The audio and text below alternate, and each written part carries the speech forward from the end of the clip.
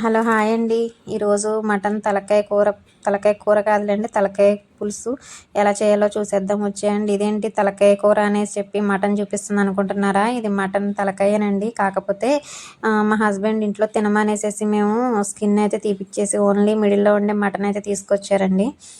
Okay అండి, ఇప్పుడైతే ఈ మటన్ అయితే పులుసు పెట్టేసుకుందామండి. ఇందులోకి అయితే 4 ఆనియన్స్, 2 పచ్చిమిరపకాయలు, ఇదిగోండి అల్లం వెల్లుల్లి పేస్ట్ రోట్లో దంచానండి. అప్పటికప్పుడు నాన్ వెజ్ కర్రీస్కి అయితే అప్పటికప్పుడు నేను దంచే వేస్తానండి.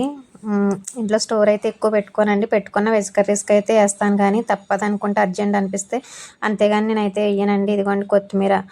ఇవి ఇప్పుడు బాండి పెట్టుకుందామండి. బాండి పెట్టుకుని ఒక వేరుశనగ ఆయిల్ వేస్తానండి. నేను నాన్ వెజెస్ కర్రీస్కి ఎక్కువ వేరుశనగ ఆయిల్ అయితే యూస్ చేస్తానండి. ఇదిగోండి రోట్లో దంచాను. దంచిన తర్వాత ఇదిగోండి ఆనియన్స్, పచ్చిమిర్చి అయితే ఫస్ట్ వేసుకొని అవి అయితే బాగా ఫ్రై చేసుకోండి. అప్పుడప్పుడు మూత పెట్టేసుకొని అప్పుడప్పుడు తిప్పుకుంటూ ఉంటే ఫ్రై అవుతాయండి. అవి బాగా ఫ్రై అవ్వాలి. ఆయిల్ తక్కువ వేసాను అనుకుంటున్నారా? ఎందుకంటే నేను ఆయిల్ తక్కువ వాడతామండి ఇంట్లో. నాన్ వెజ్ కర్రీకి అయితే ఆల్రెడీ అందులో ఆయిల్ ఉంటుంది కాబట్టి నాన్ వెజ్ కర్రీయే అసలు మంచిది కాదు. దానికి ఇంకా ఆయిల్ కూడా వేసేసి మనం ఇంకా స్పాయిల్ చేసాకంటే కొంచెం తక్కువ తినడం బెటర్ అని వెజ్ కర్రీకి వేసినంత ఆయిల్ అయితే నాన్ వెజ్కి వేయను మ్యాక్సిమం. ఎందుకంటే నాన్ వెజ్కి ఎక్కువ ఆయిల్ వేయాలంటారు, కానీ ఏమో నేను నాన్ వెజ్కి తక్కువ వేస్తానండి. ఎందుకంటే అందులో ఫ్యాట్ ఉంటుంది కదండి.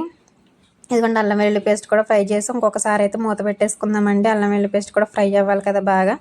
ఫ్రై అయిన తర్వాత ఒకసారి మూత పెట్టి 2 మినిట్స్ ఆగి తీసిన తర్వాత ఇక మటన్ వేసేసుకుందామండి. మటన్ కూడా బాగుందండి, లేతది బాగుంది, హెడ్ కూడా. వేసేసిన తర్వాత కొంచెం ఉప్పు, కొంచెం పసుపు వేసుకుందామండి. ఉప్పు పసుపు వేసేసుకుంటే ఏంటంటే దాంట్లో ఉండే వాటర్ అంతా అయితే బయటకు వస్తాయండి. వాటర్ అంతా బయటకు వచ్చేసిన తర్వాత అప్పుడు మిగిలిన ప్రాసెస్ అయితే చేయాలండి. ఎందుకంటే ఆ వాటర్ ఉండగా మిగిలిన ప్రాసెస్ చేస్తే టేస్ట్ ఉండదండి. ఆ మటన్లో వాటర్ అంతా బయటకు అయితే వచ్చారండి. ఫస్ట్ ఈ పసుపు ఉప్పు వేయడం వల్ల అందులో ఉండే వాటర్ అన్నీ బయటకు వస్తాయండి. ఇదిగో చూసారా, మా అబ్బాయి వేసినప్పుడు ప్రతి వంటలో మా అబ్బాయి హస్తం అయితే కంపల్సరీ ఉంటుంది ఇంట్లో ఉంటే. సండే కదండి, సండే రోజు అయితే ఉంటాడు కదా. ఏ వంట చేసినా మా అబ్బాయి హస్తం అయితే మా ఇంట్లో ఉండాలి. ఎందుకంటే నేను వంట చేసినంతసేపు మా అబ్బాయి కిచెన్లోనే ఉంటాడండి, నాకు హెల్ప్ చేస్తాడండి. ఇదిగోండి ఈ మసాలాలన్నీ పాపం దంచి ఇచ్చింది మా అబ్బాయి. తను ఆడుకున్నట్టు ఉంటుంది, నాకు పని అయిపోతుంది అనేసి నేనేమనలేదులే అండి. తన ఫ్రీడమ్ తనకు ఉండాలి కదా. ఆడుకుంటూ దంచుకుంటూ ఉన్నాడండి. చూపించానండి, క్లిప్ చూపించాను, కానీ మీకు కనిపించిందో లేదో. ఇదిగోండి అయిపోయింది. ఫ్రై పైగా వాటర్ ఇలా ఇంకిపోయిన తర్వాత 2 స్పూన్స్ అయితే కారం వేసాను. 2 స్పూన్స్ అయితే కారం వేసి మళ్ళీ వాటర్ పోయాలండి. ఒక 1.5 గ్లాసు, అంటే మీ మునిగే వరకు వేసుకోండి. మీ మటన్ బట్టి మీరు వేసుకోండి. మునిగే వరకు వేసిన తర్వాత ఈలోపు మనం చింతపండు అయితే నానబెట్టేసుకుందామండి. ఇది మూత పెట్టేసి ఇదిగోండి చూసారు, నిమ్మకాయ ఎంత సైజు చింతపండు నానబెట్టి పులుసు తీసుకుని పెట్టుకొని అది కూడా మొత్తం ఈరిపోయినాక ఆ చింతపండు వాటర్ కూడా వేసేయాలండి. వేసేసిన తర్వాత ఇదిగోండి ఇది ఇందాక తీసానండి బ్రెయిన్ దాంట్లోది.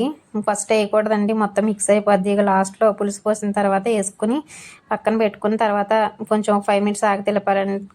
ఇప్పుడు ఇదిగోండి జీలకర్ర పొడి, ధనియాల పొడి, నూరు పెట్టుకున్న మసాలా అంటే తెలుసు కదండి, గరం మసాలా, యాలుక్క, లవంగ మొగ్గ, దాల్చిన చెక్క, కొంచెం జీలకర్ర, కొంచెం ధనియాలు, ఇవన్నీ కలిపి పట్టిన పొడి అండి. అది వేసిన తర్వాత కొంచెం కొత్తిమీర వేసుకుని గార్నిష్ చేసుకుంటే అయిపోయిందండి. ఓకే అండి, బాయ్. ఫ్రెండ్స్. ఓకే అండి, బాయ్.